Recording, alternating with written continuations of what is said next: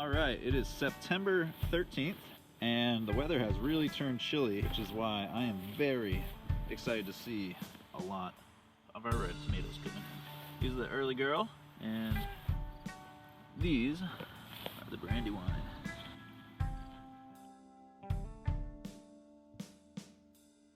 We're kind of getting a late harvest resurgence of things in the garden I wanted to show you.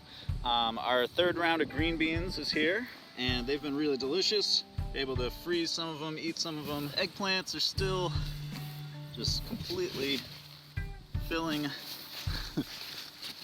our garden, so that's great.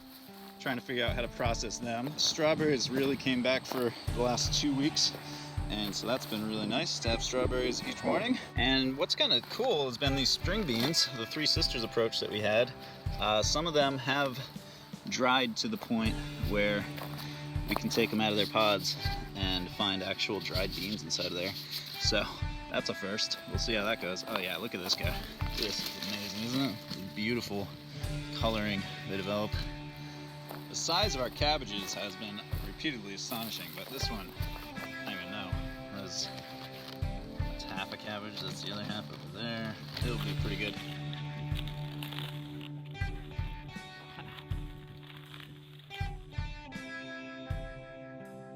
So it's a beautiful fall day here on the mid-coast of Maine. Wish you could feel this air. It's both hot and cold. You know, winter's around the corner, but summer's still lingering on.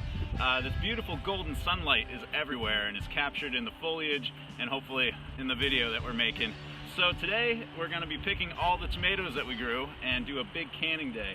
As you can see, a lot of them did mature and pretty excited about this. See what comes out of it. These are paste tomatoes. Very different style of tomato. These are really good for canning and making tomato sauces because they have almost no core and very few seeds.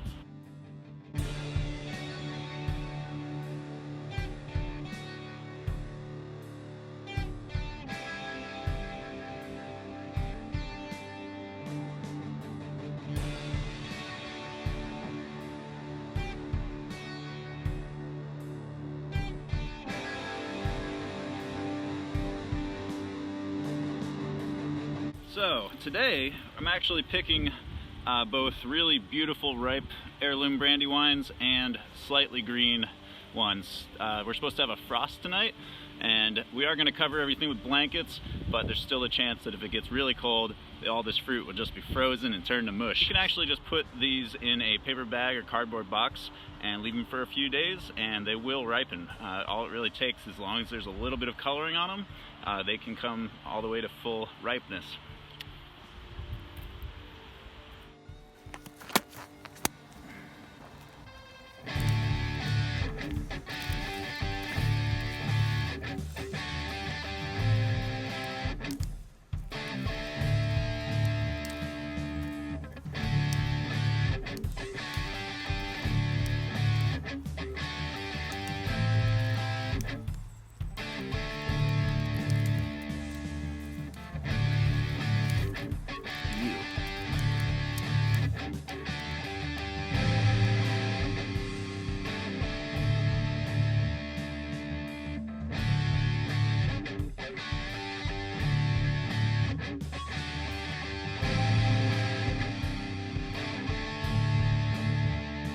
Decided to plant a bunch of endive.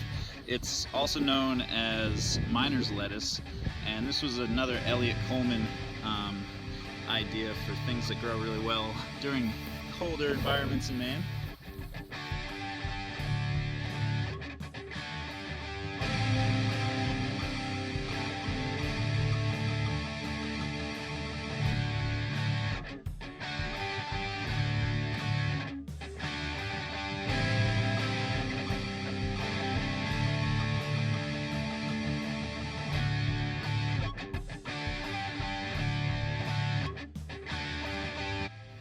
So it's November 2nd and it looks like we got some snow.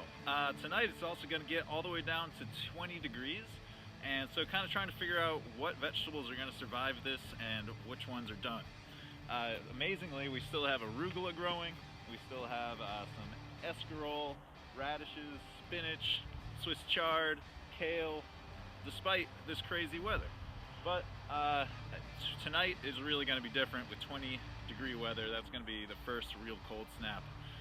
And what I'm hoping, the carrots are going to be fine.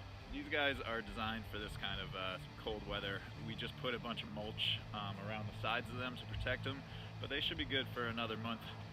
Some people leave them in all winter right here. I don't know how they do it. But what I'm worried about is our leeks. Check this out.